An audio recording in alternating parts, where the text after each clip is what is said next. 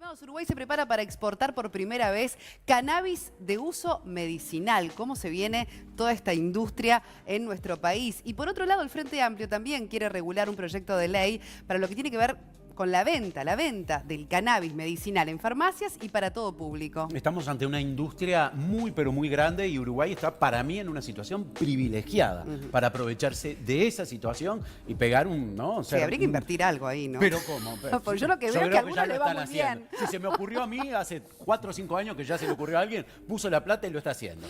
Bueno, pero ahora, ¿qué tanto sabemos del tema del cannabis y su uso medicinal? ¿Para qué enfermedades? ¿Es todo bueno? ¿Qué consideraciones? Lo vamos a hablar con un doctor que nos va a dar justamente toda esa información precisa, que es nuestro doctor, el doctor Luis Ubillos. ¿Cómo le va? Bienvenido. ¿Qué tal? ¿Cómo les va? Muchas gracias por la invitación. Insisto con lo del doctor porque si hablamos de cannabis de uso medicinal, lógicamente que queremos ver los efectos en la salud, ¿no?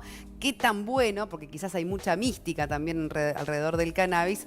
¿Y para qué, sobre todo? Bienvenido. Bueno, muchas gracias. Sí, exactamente. Hay algunas cosas que hay que precisar. En primer lugar, lo que llamamos cannabis medicinal no tiene nada que ver con el consumo de marihuana. Primero hacer esa separación, el consumo de marihuana recreativo. Es el uso de cannabinoides, los productos que tienen TCH o CBD, que básicamente son los productos activos que pueden tener algún efecto a nivel medicinal. Pero no lo psicoactivo, que es lo de la marihuana, ¿no? Pueden tener que ver con los psicoactivos, pero no con el consumo de la marihuana fumada, básicamente. Estamos hablando de productos que están preparados y que tienen que tener trazabilidad y una concentración conocida de los productos activos para tener efectos buenos para la salud, digamos. Doctor, tenemos unas placas que ahí quizás nos puede ir ayudando a entenderlo mejor. A ver si vamos con alguna de ellas. Por ejemplo, enfermedades por las que se usa el cannabis medicinal. La esclerosis múltiple, la artritis, la epilepsia, el glaucoma, dolor crónico, Alzheimer y cáncer. Sí, ahí hay varias precisiones que hacer. En primer lugar, ¿qué evidencia tenemos de beneficio y cuál es el uso aprobado hoy en día a nivel mundial? Sobre todo el que más expedido es la FDA en Estados Unidos y tiene productos habilitados para la venta y el tratamiento en base a cannabis medicinal. En cáncer, que es una indicación muy frecuente, hay que hacer una aclaración que es muy buena. En primer lugar, no utilizamos o no se utiliza demostrado científicamente para el tratamiento en sí del cáncer, ¿verdad? Como tratamiento citostático para detener el crecimiento ni curar el cáncer. Sí como coadyuvante de determinadas situaciones. Esas situaciones son el dolor, que sí tiene una aprobación, como coadyuvante de los tratamientos del dolor. ¿Descendería entonces el dolor, una especie de calmante, de analgesia? Exacto. Con otros analgésicos se utilizaría como para ayudar a calmar el dolor. Por otro lado, para calmar algunos síntomas, ya sea del cáncer o del tratamiento del cáncer. Porque nosotros, los oncólogos, cuando hacemos un tratamiento, generamos también síntomas que tenemos que controlar con el tratamiento de soporte. En primer lugar, las náuseas y los vómitos. Sí hay una demostración, hay estudios que avalan que como coadyuvante también estaría vinculado a mejorar ese síntoma de los pacientes que o por la enfermedad o por el tratamiento tienen náuseas y vómitos. Y por otro lado, también tiene un uso, digamos, en todo lo que es tratar de que el paciente no pierda tanto peso, aumentar el confort del paciente. Es como que viene a paliar los efectos adversos de los tratamientos convencionales, ¿no? De los tratamientos convencionales, sobre todo de la quimioterapia en sí, y a veces también del mismo tumor. Se habla también muchas veces que en caso de personas con epilepsia, inclusive muchos niños, de alguna manera también se utiliza de qué es lo que provoca o en qué beneficia a estas personas, ¿no?, a la hora de tener convulsiones, etcétera, el cannabis. Ahí está. Para las enfermedades neurológicas también hay que hacer la salvedad que es un coadyuvante de algunas situaciones. Ese es un ejemplo bien claro, la epilepsia catastrófica, que son esos casos de niños que no paran de convulsivar, como un medicamento coadyuvante de la medicación que también tiene que recibir, ha demostrado utilidad en algunos ensayos. No como terapia sola, digamos, no como monoterapia, no solamente ese es el fármaco que hay que usar.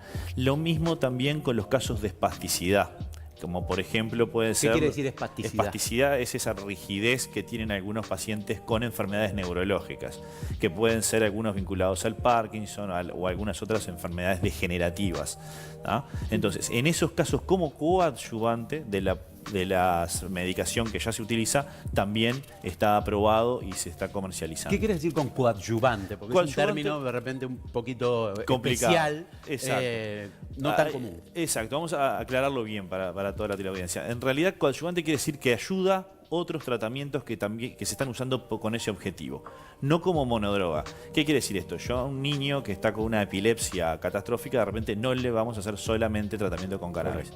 Eso lo hacen los neurólogos, pero en definitiva no lo hacen solamente con otros cannabis. Lo utilizarían también como para ayudar el tratamiento convencional que se está haciendo, y en eso sí hay evidencia que puede generar beneficios. Bien, veíamos recién la placa, ¿no?, de las enfermedades que son las más tratables con esto del cannabis medicinal. ¿Es verdad que el glaucoma, por ejemplo, es una de las enfermedades que más se trata justamente con el uso del cannabis? También hay alguna evidencia a ese nivel, también como coadyuvante. Obviamente estamos hablando de, como decía hoy, acompañando los tratamientos tradicionales.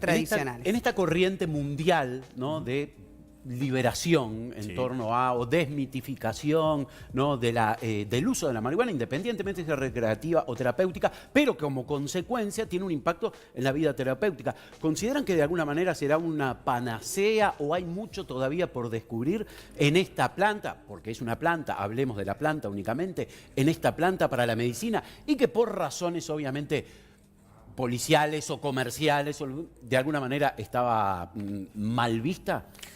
Yo creo que puede haber un poco de eso. La vía de los endocannabinoides se hace mucho que se estudia y se está estudiando cada vez más. Lo que pasa es que yo creo que hay muchas cosas que son prometedoras y que ya algunas están funcionando, como las que mencioné, y que probablemente haya más. Lo que tenemos que es que dejar pasar la investigación que llegue a demostrarlo, ¿verdad? Claro. Muchas veces lo que tenemos es, bueno, para esto y para algunas otras cosas. Bueno, el resultado en animales fue muy bueno. De lo que funciona en animales, la minoría funciona en humanos. Mira. Entonces, para todo estoy hablando, para la investigación, para cualquier fármaco o cualquier producto que se aplique en humanos. La minoría, menos del 1%, llega a ser aplicable en humanos. Esto no quiere decir que no sea potencialmente útil. Estoy diciendo que hay indicaciones que están aprobadas, que la FDA misma los aprobó para comercializar y que Uruguay tiene esa regulación con el IRCA que va a hacer que estas cosas se puedan comercializar. A ver, teníamos una segunda placa también sobre el tema del cannabis medicinal para compartir con ustedes las propiedades que se le atribuyen justamente al cannabis: antiinflamatorio, analgésico y relajante muscular, inductor del sueño, antioxidante. Te pregunto porque esto a mucha gente le puede decir, ay, qué fantástico, a mí me vendría bien, ¿no?, para cualquiera de esos efectos que veíamos recién en pantalla. Van muy rápido, pueden dejarla la placa si quieren. Pero la pregunta es, cuando se busca regular para que se venda en farmacias, ¿no?, el cannabis medicinal para todo público, ¿debería siempre igual estar prescripto por un médico, supervisado por un médico, o podríamos llegar a una instancia donde efectivamente distintos medicamentos que se puedan ir formulando con cannabis sean de venta libre? Yo creo que cuando estamos hablando de introducirlo en el tratamiento de enfermedades complejas de tratamiento, como es el cáncer y las enfermedades neurodegenerativas, como hablé recién, yo creo que eso tiene que estar de alguna forma avalado por el médico conocido al menos. Porque ahí hay un tema de que las interacciones, si es un fármaco que tiene acción, también puede tener interacciones y también puede tener efectos secundarios. A nosotros en oncología nos pasa mucho. El paciente tiene un evento adverso X y siempre va a ser culpa de la quimioterapia. Muchas veces es responsabilidad de la quimioterapia, pero si estamos recibiendo otra medicación, el médico lo tiene que saber.